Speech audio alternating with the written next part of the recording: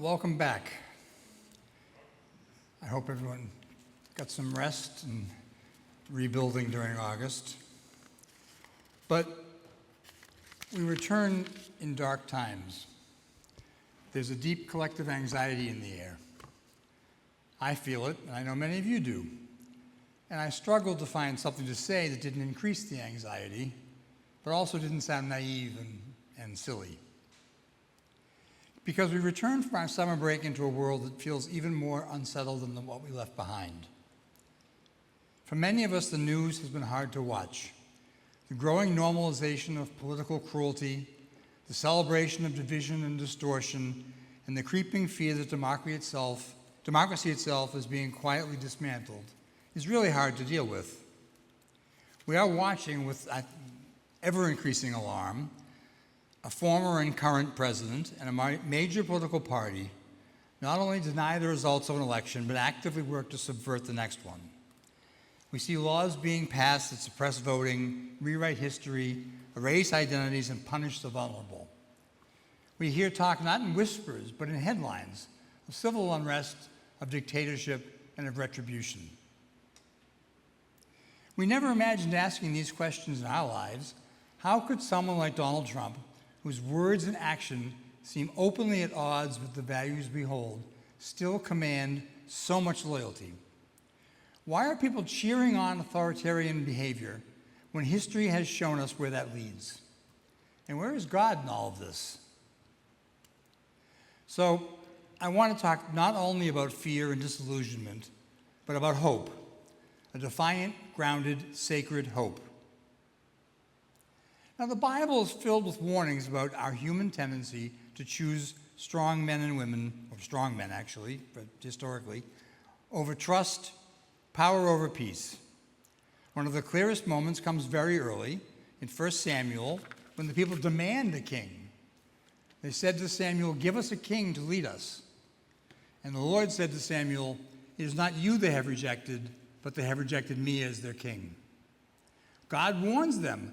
The king will take their sons for war, their daughters for labor, the land for himself. But they don't care. They want the illusion of security. It's not just ancient history, it's human pattern. It played out with Pharaoh, with Caesar, with Herod, and with Hitler. People forget that Hitler was elected. And like Trump, he then went beyond what he was elected to do and encountered little resistance amongst the people who had voted him into power. Again, in our own time, with Trump and others who rise by dividing, blaming, and controlling. Why do people go along? Well, when people are hurting, they'll trade democracy for someone who promises to hurt the people they blame for their pain.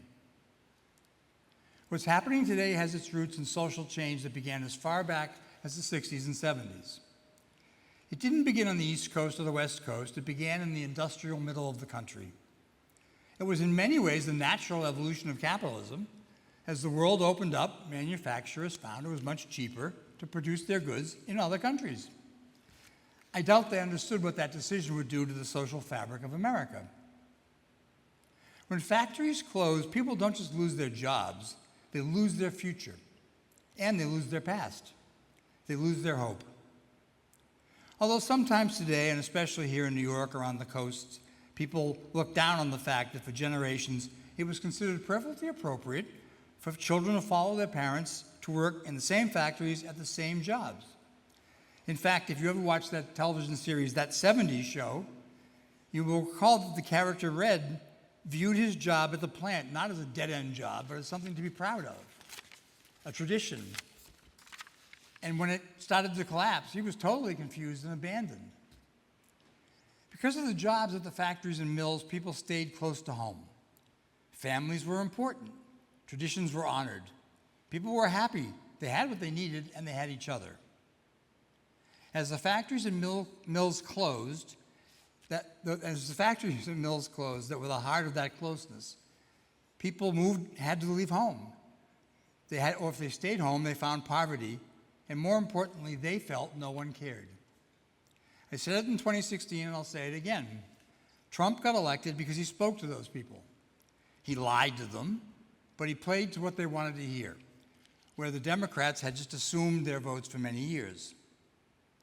It makes no sense that Trump was voted into office the second time, let alone the first. Convicted felon, a misogynistic, rotten businessman. But Trump's approach to politics and most everything in his life is, I think, especially politics, is encompassed in this one line. If you tell a lie big enough and keep repeating it, people will eventually come to believe it. That's Goebbels, his propaganda minister. Or, they have eyes to see but do not see, ears to hear but do not hear. That's Ezekiel. Fear is powerful, so is resentment. And when life feels out of control, many people crave someone, anyone, who promises clarity, dominance, and victory. Authoritarians give people identity and purpose, but it's a false unity rooted in exclusion and hate. In dark times, it can seem like optimistic people are naive, covering up their fear with a rose-colored view of the world, with the thought that it'll be all right, we just have to wait. But there's a difference between optimism and hope. There's a quote from Václav Havel, which many of us remember, the playwright and dissident who lived through the Soviet oppression in Czechoslovakia, who said, "Hope is not the conviction that something will turn out well, but the certainty that something is worth doing, no matter how it turns out." This is the kind of hope I'm talking about today. Optimism says it'll probably be fine. Hope says, even if it's not fine, I will still act with courage and love. And our faith is full of that kind of hope, as is our church. The prophets spoke truth to power knowing they'd be hated. Jesus preached love and justice knowing it would lead to the cross. Paul wrote letters of encouragement from prison cells. Yet they hoped. They hoped not because they saw victory, but because they believed in something worth fighting for. Paul tells us in Romans that hope is not built on denial. It is forged through suffering, not by skipping it. Suffering produces endurance, endurance produces character, and character produces hope. It's not wishful thinking, it's a hard-won, tested, defiant hope. Jesus lived in occupied territory under a violent empire, surrounded by corruption. He was not naive, but he still healed, still fed, still told the truth, still forgave, still gathered the broken. Hope for Jesus was an act of resistance, and it still is. The light shines in the darkness, and the darkness has not overcome it. It's John 1. So in these times, what does God require of us? Well, in Micah, you find this well-known quote, "What does the Lord require of you? To do justice, love mercy, and walk humbly with your God." But these aren't passive words. They're not about being polite or agreeable. They are about choosing to show up, to care, and to act. To do justice when injustice seems overwhelming.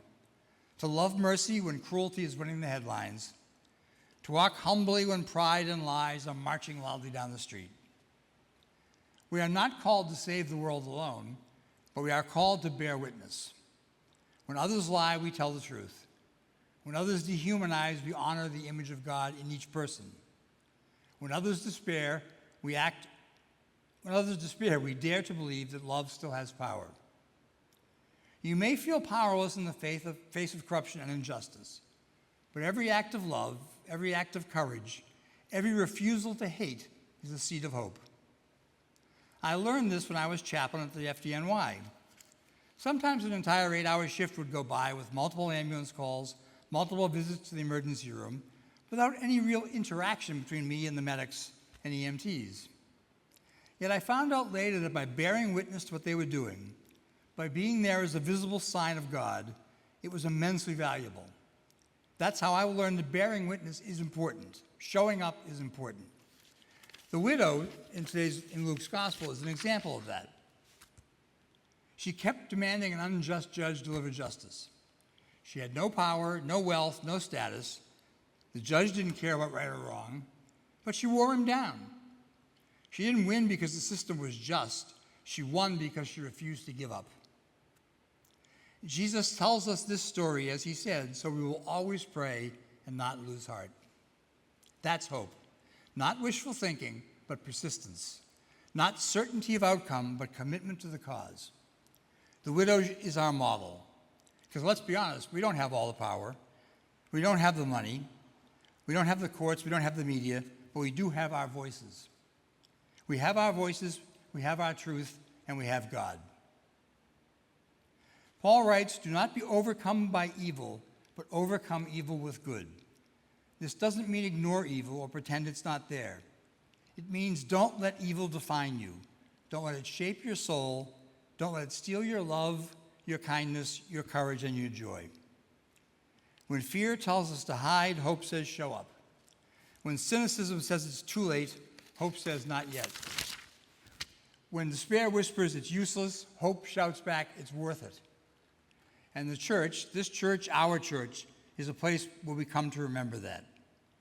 Here we get reminded that we are not alone. We get nourished to keep going. We get recalled to the work of justice.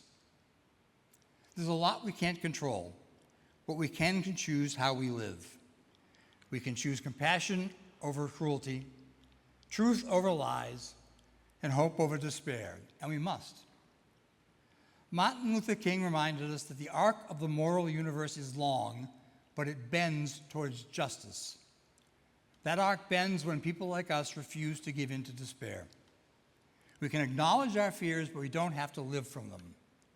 Because hope is not a feeling, it's a decision, a discipline, a flame we carry together. Hope is power, hope is fuel, hope is resistance. Amen.